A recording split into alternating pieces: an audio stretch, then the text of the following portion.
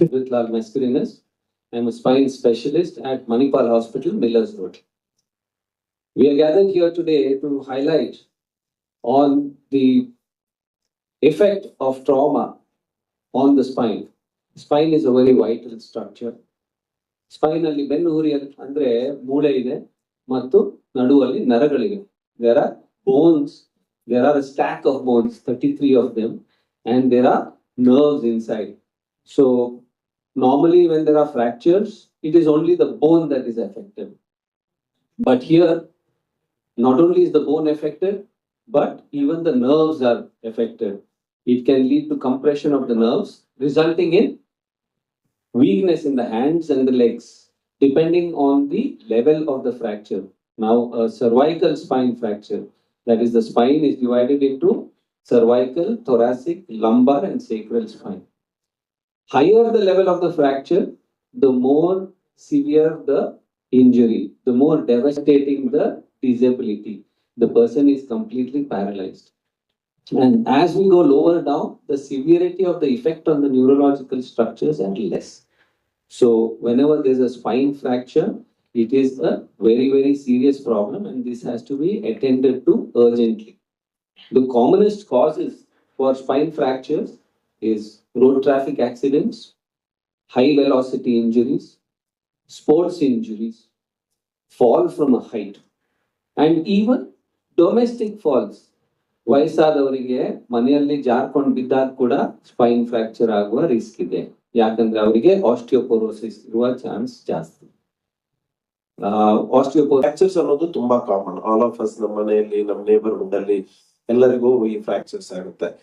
Common reasons for fractures, one of them is trauma, road traffic accident ಅಂತ ಹೇಳ್ತೀವಿ. ಈಗ with high velocity vehicles, higher better quality roads ಇಂದ day to day ಆಕ್ಸಿಡೆಂಟ್ಗಳು ಇನ್ನೂ ಜಾಸ್ತಿ ಆಗ್ತಾ ಇದ್ದಾವೆ. ಹಾಗೂ ಶಿಸ್ತು, ಡಿಸಿಪ್ಲಿನ್ ಇಲ್ಲದೆ ಡ್ರೈವಿಂಗ್ ಮಾಡೋದು, ಇದರಿಂದೆಲ್ಲಾಗಿ ಆಕ್ಸಿಡೆಂಟ್ಗಳ ನಂಬರ್ ಈಗ ಡೇ ಟು ಡೇ ಜಾಸ್ತಿ ಆಗ್ತಾ ಇದೆ.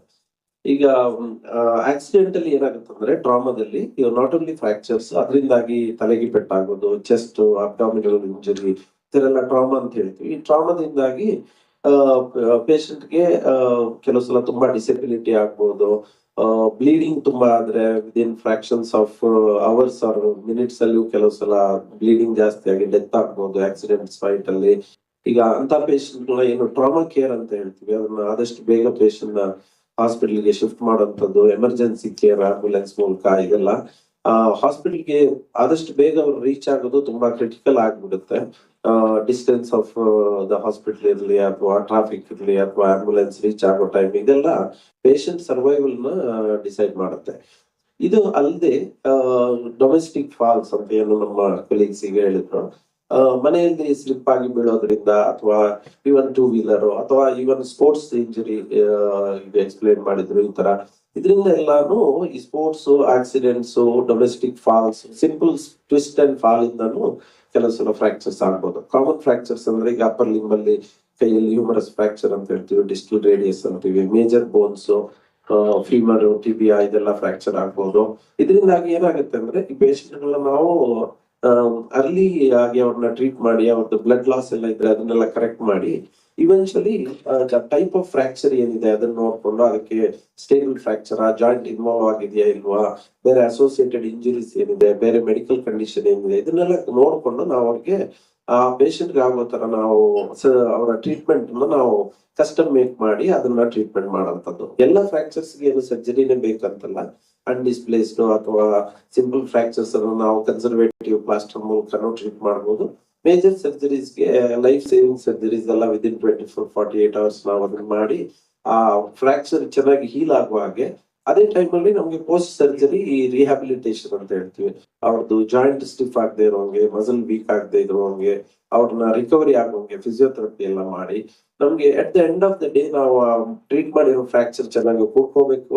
ಅವರು ಆ ಪೇಷಂಟ್ ಅವರು ಬೀಳೋ ಮೊದಲು ಏನು ಫಂಕ್ಷನಲ್ ಆಕ್ಟಿವಿಟಿ ಮಾಡ್ತಾ ಇದ್ರು ಅಥವಾ ಅವರು bread winner of the family ಇದ್ರೆ, he should be able to go back in to that activity levels, so that ಅವ್ರ ವರ್ಕ್ ಎಲ್ಲ ಅವ್ರು ಮಾಡಿ ಅವರು ಬೋತ್ ಅವ್ರ ಫ್ಯಾಮಿಲಿ ಅಂಡ್ ಸೊಸೈಟಿಗೆ ಒಂದು ಸ್ಟ್ರಕ್ಚರ್ಸ್ ಇರುತ್ತೆ, ಅದು ಅದನ್ನ ಸಪೋರ್ಟ್ ಮಾಡುತ್ತೆ. Ligaments, tendons, meniscus and cartilages ಅಂತೀವಿ. ಇದೆಲ್ಲ ಸೇರಿ ನಮ್ಮ ಜಾಯಿಂಟ್ಸ್ ನ ಸ್ಟ್ರಾಂಗ್ ಆಗಿರೋದಕ್ಕೆ ಹೆಲ್ಪ್ ಮಾಡುತ್ತೆ. ಸೊ ಸ್ಪೋರ್ಟ್ಸ್ ಇಂಜುರೀಸ್ ಅಂದ್ರೆ ಸ್ಪೋರ್ಟ್ಸ್ ಆಡ್ಬೇಕಾದ್ರೆ ಮಾತ್ರ ಇಂಜುರಿ ಆಗುವಂತದ್ದಲ್ಲ. It could be due to road traffic accidents, ಅಂದ್ರೆ ಟೂ ವೀಲರ್ ಇಂದ ಬಿದ್ದು ಆಗ್ಬೋದು, ಅಥವಾ ಇವನ್ ಮನೇಲೂ ಕೂಡ ಮೆಟ್ಲಿಳಿತ ಕಾಲು ಸ್ಲಿಪ್ ಆಗಿ ಬೀಳೋ ಚಾನ್ಸಸ್ ಇರ್ಬೋದು. ಯಾವುದೇ ತರ ಇಂಜುರಿ ಇಂದ ಈ ಲಿಗಮೆಂಟ್, ಟೆಂಡನ್ಸ್ ಮತ್ತೆ ಮೆನಿಸ್ಕಸ್, ಕಾರ್ಟ್ಲೇಜ್ ಅಂತ ಹೇಳಿದ್ನಲ್ಲ, 4 ಸ್ಟಾರ್ಟ್ ಆಗೋ ಚಾನ್ಸಸ್ ಇರುತ್ತೆ. ಬಟ್ ಸ್ಪೋರ್ಟ್ಸ್ ಇಂಜುರೀಸ್ ಅಲ್ಲಿ ಏನಾಗುತ್ತೆ ಅಂದ್ರೆ ಸ್ವಲ್ಪ ನಡೆಯೋಕ್ ಆಗ್ತಾ ಇರುತ್ತೆ, ಹಾಗಾಗಿ ಸ್ವಲ್ಪ ಇಗ್ನೋರ್ ಮಾಡ್ತಾರೆ. ಏನೋ ಆಗೋದಿಲ್ಲ, ಬರೀ ಕಾಲು ಉಳುಕಿದೆ, ನೋಡೋಣ ಸ್ವಲ್ಪ ದಿನ ಹಾಗೆ ಬಿಟ್ಟು ಅಂತ.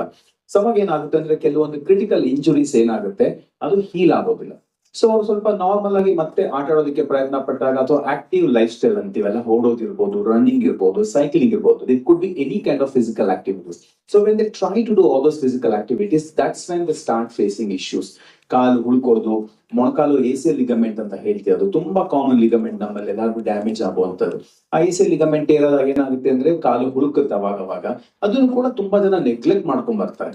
ಸೊ ನೆಗ್ಲೆಕ್ಟ್ ಮಾಡಿದಾಗ ಏನಾಗುತ್ತೆ ಅಂದ್ರೆ ಸಿಂಪಲ್ ಆಗಿರುವಂತ ಇಂಜುರಿ ಕಾಂಪ್ಲೆಕ್ಸ್ ಆಗುತ್ತೆ. ಸೊ ಮಂಡಿ ಸವಿಯುತ್ತೆ, ಒಳಗಡೆ ಇರುವಂತ ಕುಶನ್, ಶಾಕ್ ಅಬ್ಸರ್ವರ್ ಎಲ್ಲ ಟೇರ್ ಆಗುತ್ತೆ. ಆಮೇಲೆ ಅದರದ್ದು ಟ್ರೀಟ್ಮೆಂಟ್ ಬಹಳ ಕಾಂಪ್ಲೆಕ್ಸ್ ಆಗುತ್ತೆ. ಬಟ್ ಅದೇ if they reach it on the same day, ಅಥವಾ ಅವ್ರಿಗೆ ಯಾವಾಗ ಕಾಲು ಹುರಿದ ತಕ್ಷಣ ಉಳ್ಕೋಕ್ ಶುರು ಆಗ್ತಾ ಇದೆ ಅಂತ ಗೊತ್ತಾದಾಗ ಅದನ್ನ ಸೀರಿಯಸ್ ಆಗಿ ಕನ್ಸಿಡರ್ ಮಾಡಿ they reach out to doctor or surgeon, sports injury surgeon specialist. ಅದನ್ನ ನಾವು ಅವತ್ತೇ ಸೇಮ್ ಪ್ರಾಪರ್ ಟ್ರೀಟ್ ಮಾಡಿದ್ರೆ early recovery and a good outcome, ಅಂದ್ರೆ ಮತ್ತೆ ಚೆನ್ನಾಗಿ ಸ್ಪೋರ್ಟ್ಸ್ ಆಡುವಂತ ಪರಿಸ್ಥಿತಿಗೆ ತೆರಳಬಹುದು. ನೆಗ್ಲೆಕ್ಟ್ ಮಾಡಿದಾಗ ಏನಾಗುತ್ತೆ ಅಂದ್ರೆ ಸರ್ಜರೀಸ್ ಅಷ್ಟೇ ಕಾಂಪ್ಲೆಕ್ಸ್ ಆಗುತ್ತೆ, ಮಲ್ಟಿಪಲ್ ಸ್ಟೆಪ್ಸ್ ಬೇಕಾಗುತ್ತೆ, ಅಂಡ್ ರಿಕವರಿನೂ ಕೂಡ ತುಂಬಾ ಡಿಲೇ ಆಗುತ್ತೆ, and incomplete recovery. So pain ಉಳ್ಕೊಳ್ಳೋದು ಅಥವಾ ಮಾತಾಡಕ್ ಆಗ್ದಲೇ ಇರ್ಬೋದು. So there are so many things that will come in the way. So ಹಾಗಾಗಿ I want to talk about the sports injuries, how important it is, and when to reach the sports injury specialist, what are all the advances in the treatment of sports injuries. So we'll all talk about that during this session. Thank you.